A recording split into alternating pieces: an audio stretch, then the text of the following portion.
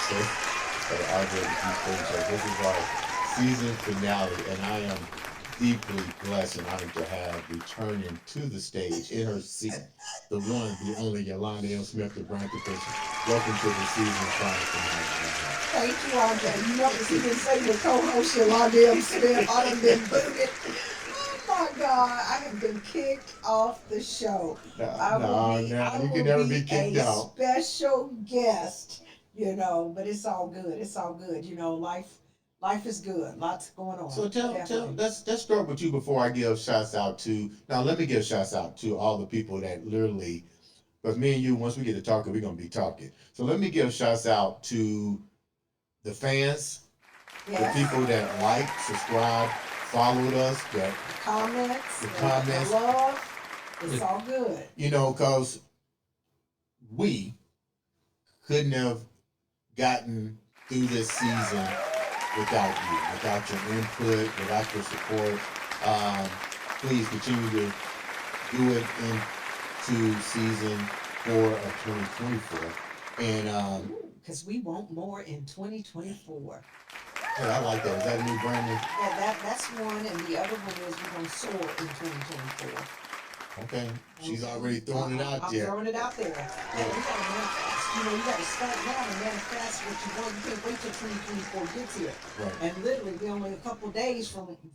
I don't know about you, but I'm not gliding in. I'm storming into that mofo. What do you know about manifestation? Okay. See, What do you know about manifestation? I know enough to know that the mind is a powerful tool. Okay. And that you have to literally manifest what you want to happen in your life. Right. And you are in control of your destiny. Okay. But what has happened is we've allowed so many other people to take control of that. We've allowed people to tell us what we cannot do, impose limiting beliefs on us and things of this nature. But regardless of that, you have an opportunity to flip that switch. Right. And when you flip that switch and you can start to manifest the greatness that you want, you speak it as if it's so. You be, do, have. That means the things that you want, you start being that. You do what the people do that have those things, so that you can then have and manifest it into your life. You don't speak negativity, you speak positive all the time. See, I don't want you to think I'm wrong. Now, you really into that. I'm sitting here like listening. You really into that, all that whole energy yeah. thing. But for me, it's just about the frequency in which you want to operate on, right? I like that. Wait a minute, say that again. The frequency in which you want to operate on. And so what we find ourselves doing is our vibrations stay very low, because that's what people want us. From the time they tell you to go to college, you become a laborer and a worker for somebody else. They keeping you at a low frequency. If you move up to a higher frequency and start working and believing and manifesting in the realm in which you should be operating in, because that's where God wants you to be, then things start changing in your life. Even the people you start putting yourself around, the circles that you engage in, you know what I mean, and the opportunities that come your way, the rooms you start to step in, even the confidence and the belief in yourself, which then enables you to do things that you wouldn't have normally done. Take risks that, move into that fear. It doesn't mean fear goes away, but you move in that fear. You don't allow fear to paralyze you, right? You manage fear, you don't allow fear to manage you. So this has been all something that over the past year, I spent some time trying to understand, and as a coach, personal branding, business strategy coach, I really feel like that the first work I do with any of my clients starts with the mindset. Right. Starts with the mindset. And it's funny because shows you the power of the universe. Because before we actually start taping, I was actually talking to actually it's going to be our first guest for season 24, Virginia Drake, and we was talking about the manifestations, and pretty much in season 2024, we're going to really dig deep into that aspect. And I like the way that you shared that you have to reprogram your vibration. With that said, you stepped away for a little while to do that. Were you feeling, was it hard for you to stay on that vibration? What was you feeling like, when you went and start really focusing a little bit more on what you like doing, which is branding for success? Well, I think you got to remember, I left corporate America in January this year, right? And so for me, there were a couple things going on. One said, okay, you're going to be this entrepreneur, you get to operate your purpose and passion. Great for you. Right. The reality of life then started to hit in and say, oh shit, this ain't as easy as you think it is. You thought you had that corporate game figured out and you could just bring that skill set to the entrepreneur's mindset and things would just be jelly. No, it's a big difference. What was three of the things that you said? Oh shit. Because people, and I think a lot of people take that for granted, and like you said, they'll leave a particular situation and think they got it all figured out. Yeah. But once you have to, it's different. It's different getting a paycheck from somebody than it is creating a paycheck. Okay, so did I say that right? Yeah, you said it just fine. You said it just yeah, you're exactly right. Okay, here it is. When you got that direct deposit hitting every 2 weeks, you're happy as hell. Well, but you can choose to give 110% or not. You still getting that paycheck until they discover that you've totally slacked off or you've done something that was egregious. Is that giving them the power of them to fire you? So you're giving your power to them, but you don't necessarily have to operate at your full potential. Mm-hmm. Now, you don't have to do it as an entrepreneur either, but you definitely ain't gonna get fed. Because once you become an entrepreneur and you realize that everything is resting on your decisions and your actions. Yeah. And so when you're in corporate and you go and take a job, 9 times out of 10, the processes and the systems are already in place. Right. You just have to follow the process and the systems. When you become an entrepreneur, you have to create those systems. And there's a lot of failure too with those. And not having those systems in place is huge. I mean, I'll give you a perfect example. Me doing coaching, taking on clients, being very trusting, believing that everybody has the same ethical standards that I have. You agree to a certain payment for a certain service. I'm delivering on my end, and then people decide they don't want to pay. Yeah. And then I realized that it was kind of funny because early on it was like I felt like God was saying, listen, little girl, I'm gonna give you some bout lessons right now because your stuff is raggedy. You don't know it's raggedy. You think I'm cool, but I had to tighten up contracts. I had to just be business minded, not heart minded, heart centered, because I'm a nurturing person, a giving person. I want to give to people. But you gotta make business be the business, and your gifts are your gifts. Right. And so I had to put in serious legal contracts and things of this enforceable, binding things to say if I'm gonna have a business, I can't. And I'm so giving that I give you so much value that what they would do is they figure they got everything they need, and they'll go off. They don't need it anymore. And then there's a 99 excuses why you can't pay to do nothing, right? Mm-hmm. Okay, that's fine. How did that make you look at people? That's from that moment on, because very differently. Yeah. Very differently. And what one of my coaches shared with me, which was powerful, was that you need to do what you do best, and you allow the business to do what it needs to do best. Meaning, you need to set up the right people, the who's in your business, so that they can execute on those things. So now, if you don't want to pay me, and there's no real compelling reason as to why you don't want to pay me, because I'll try to work with you, but if it's no, then you have to deal with the legal, my lawyer. Right. I'm not dealing with it. I'm not coming. I'm not. I have to. You hate to do that to people, but it's but business. You have to remove yourself from those situations. So that's one case. When your systems and your processes are in place. Another thing I can tell you is simply this. As an entrepreneur, and mind you, I started my business in 2018, but I didn't go full time until 2023, right? So I've had now. Yeah, I remember when you went full time. You don't have to reflect on that moment. Right. But it was a growing experience. So keep going. No, but I think it's one of those things too where you realize that if you are not careful, you become the employee in your own business because you're doing everything. Right. Operations, marketing, the finance, the delivering of the services, the fulfillment piece of. I mean, you become everything, and it can easily burn you out. Not to mention, no one person does everything well. Yeah. So that means some things are not getting the necessary attention they need to have that in it. So that was another key learning for me is that you need to find your who. So that at first I was trying to train myself to do everything. Like for example, I hate. I mean, social media is okay. I was scared. Can I say what you hate? 'Cause I know what you hate. Oh my God. You hate pork.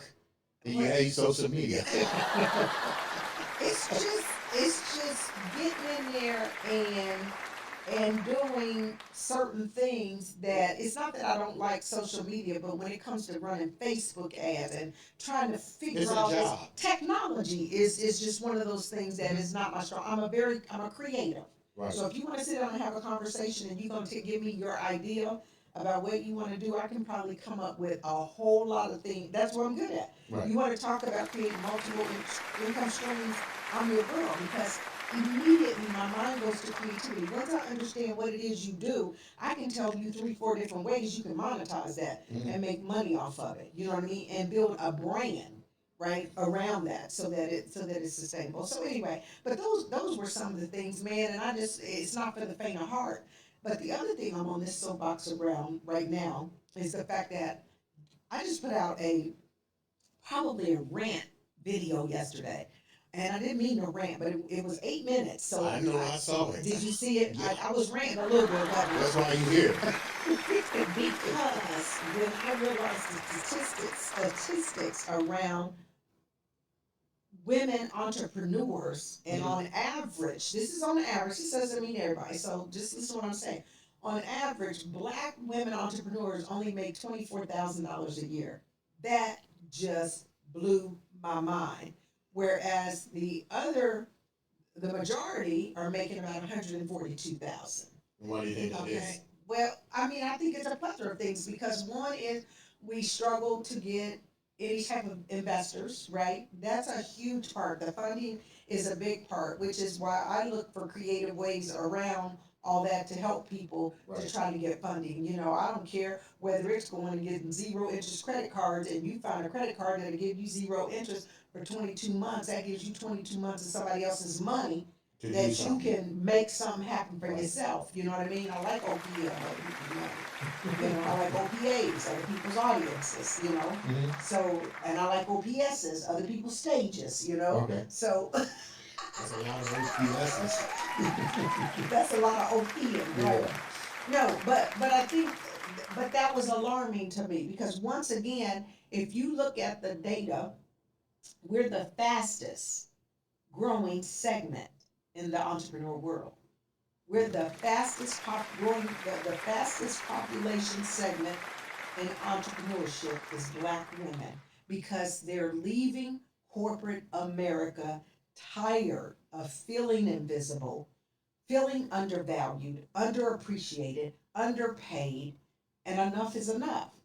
But then you come out here thinking, okay, I can do it and get things started, but if this is what the data is suggesting, you still need some support and help in putting your business framework together. If the data's out there, why hasn't corporate America addressed the issue? Because now what I'm seeing or feeling now is that's still for entrepreneurship. That data, the 24,000 is just for women, Black women entrepreneurs. Yeah, but it seems like that we're not evolving. It seems like that we still are being classified based on race. Well, you can just go and look at Taraji P. Henson has been on the bandwagon lately about that pay gap. I mean, you can look systemically in any corporation and see that pay gap exists for women as a whole, not just minority group members. But if you want to take it a step further, if the gap exists for all women, it's even more pronounced and worse for minority women. And no, I don't know what's gotten better. So don't get me. We don't want to go that conversation because we're supposed to be having an end of the year something. Wait a minute, we might have to have another meet. You know what I call this segment? I call it the awakening, because 2024 we're gonna dive into some things that need to be addressed. Well, it's a lot of stuff coming out these days. Yeah, I was it like, needs Lord, to be I needed addressed. to have my show Coffee Black running because it's been some stuff going on. I think 2024 might be the year of exposure. Ooh, I like that too. Because you know what they say. What's done in the dark shall to the come light. to light. That's what we call awakening. 2024 Yeah. is awakening. Yeah, we're gonna do that. We're gonna expose some shit. Oh, I'm sorry. We're gonna expose the world. I mean, it is shit. A lot of it is bullshit. Based on what you just said, because I know what you're passionate about, and it's not about you. Right. Let me clarify that up right now. I know where your heart is. I know you want to see everyone succeed, no matter of gender, race, creed, religion. That's the kind of person that you are. What are you gonna do in 2024 to address these issues in your own business? So I came at you with that one, didn't I? Yeah, but it's okay. Shoot me right here, because I'm ready for you. Open that Because third I've eye. been thinking about this stuff. First of all, the first thing I'm gonna do is I'm offering a free, I call it the VSGB Masterclass. That's your vision, strategy, goal, and brand masterclass. I give it free. This is the second year that I've done it for free. I'm giving it free because I want entrepreneurs, even professionals, coaches, speakers, to be able to make sure you truly understand what a strategy is. Because so many people don't understand that, and they say, well, my strategy is to do this, this, and this, and their tactics. That's not a strategy. Mm-hmm. The strategy is the what. I'm not asking you how you're going to do it. I'm asking you what is it you're trying to accomplish. But I'm doing that first. That's on January the 11th at 8 p.m. Eastern Standard Time, free of charge for them to come. And maybe we'll drop the link in the comments or put it somewhere. Mm-hmm. That's the first thing, because I'm trying to give you the knowledge. Right. I'm trying to give you an opportunity to at least understand what it is, some key components to success. What are some of those key components? Because the truth of the matter is, I posted something yesterday that was a quote from Jimmy Dean, I think. Like he said, I can't control the wind of the sail, or have the wind of the sail of whatever. You can't control that, but you can always change courses to get to the direction you want to go. Mm-hmm. Right? I can't control the wind and where it may take the sail.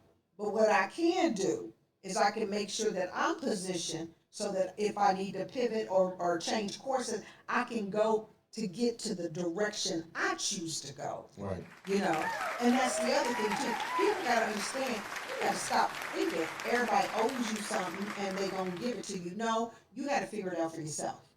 Mm-hmm. Gone are the days of put your head down, work hard, somebody's gonna recognize you. No. We live in a very competitive, very cluttered, digital environment.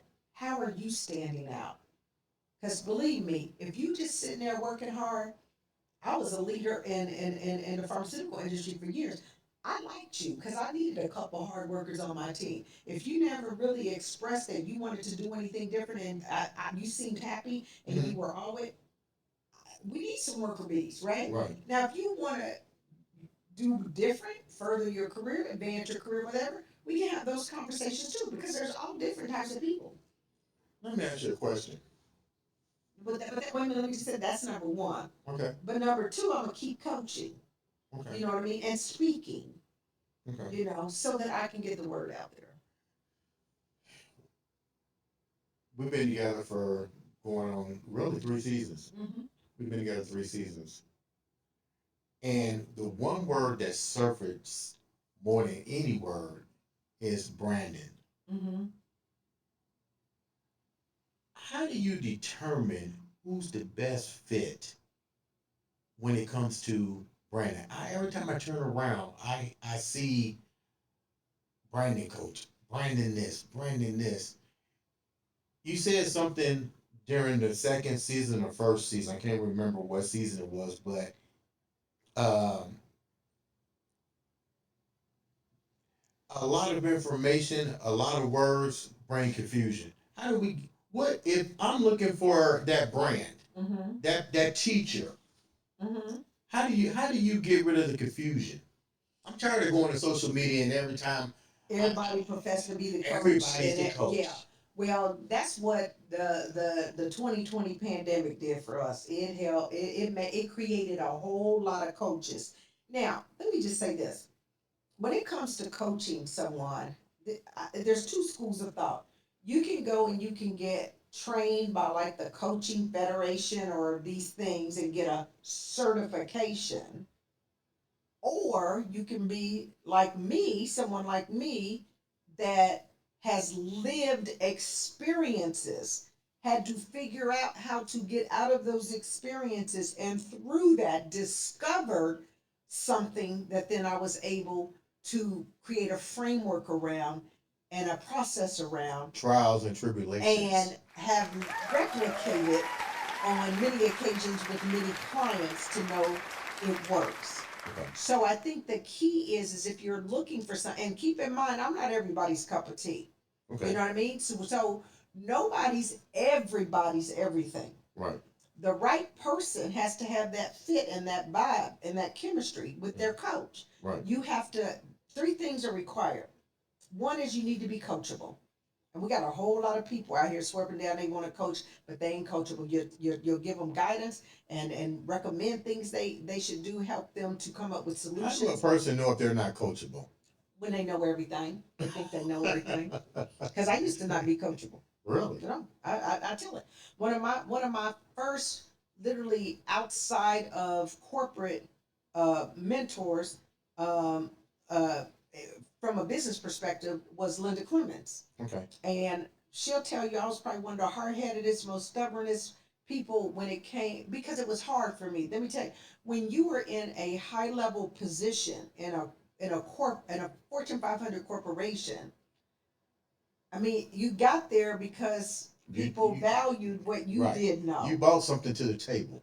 Yeah, and so sometimes it was difficult to accept the feedback someone else was giving you or in the things they were telling you because you had done things on such a different level. Mm-hmm. But let me say this.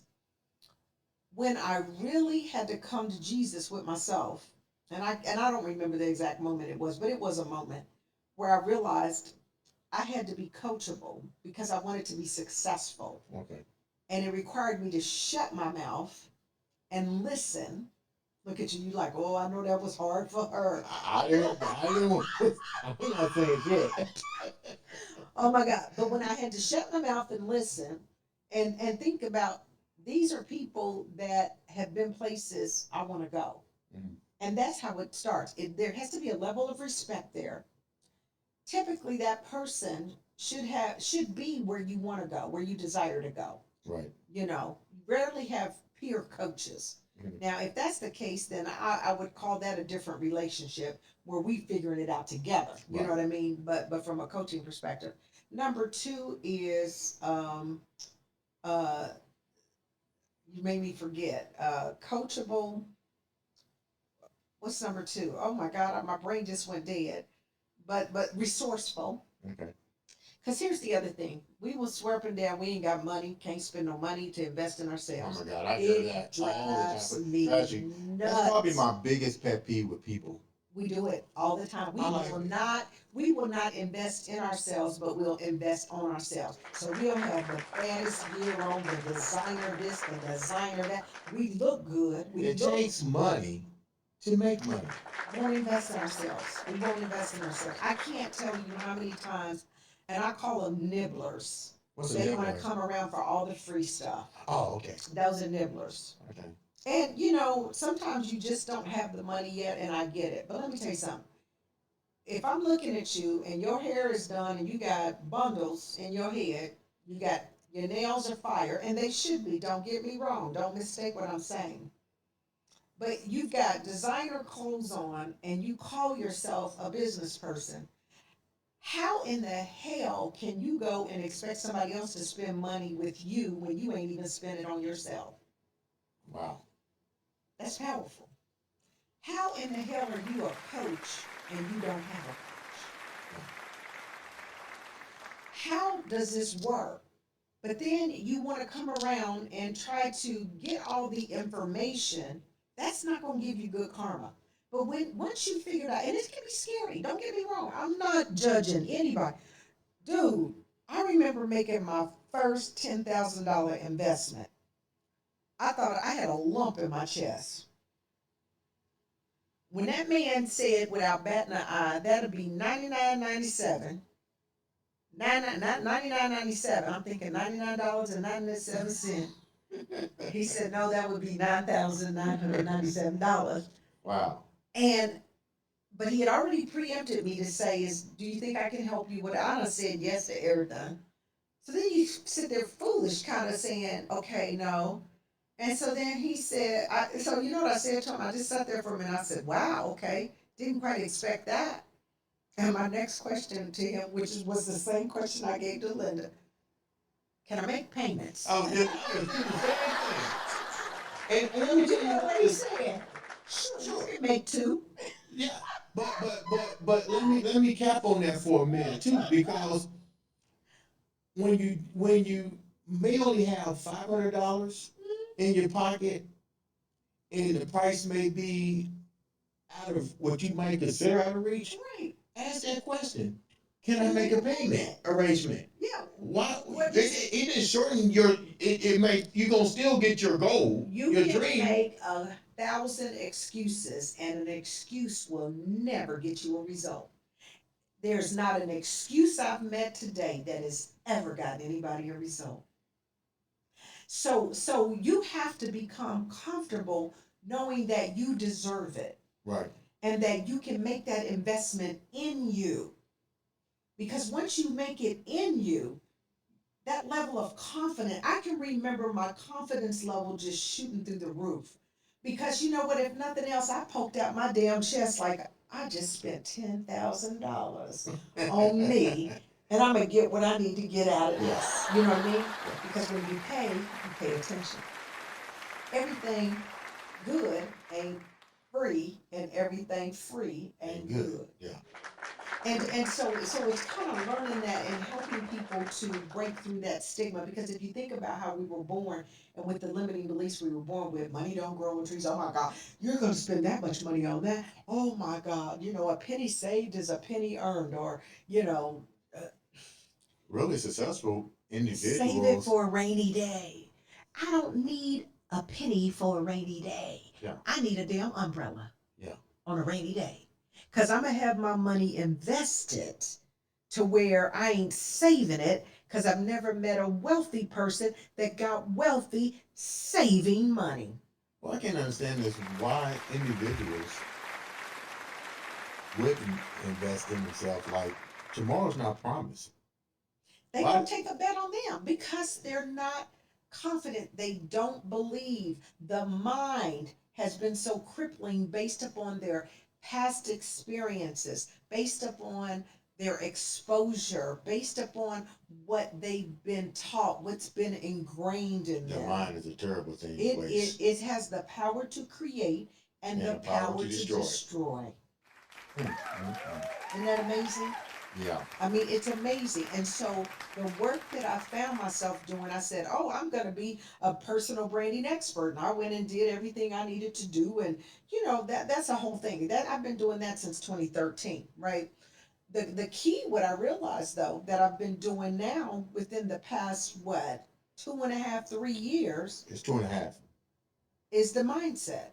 The mindset. Because I read your book 2.5 years ago. And I probably didn't have a lot in there on the mindset, maybe a little bit. But this was. You talking about reputation? This was the game changer. Yeah. This was the game changer. Yeah. I think set the standards for individuals to.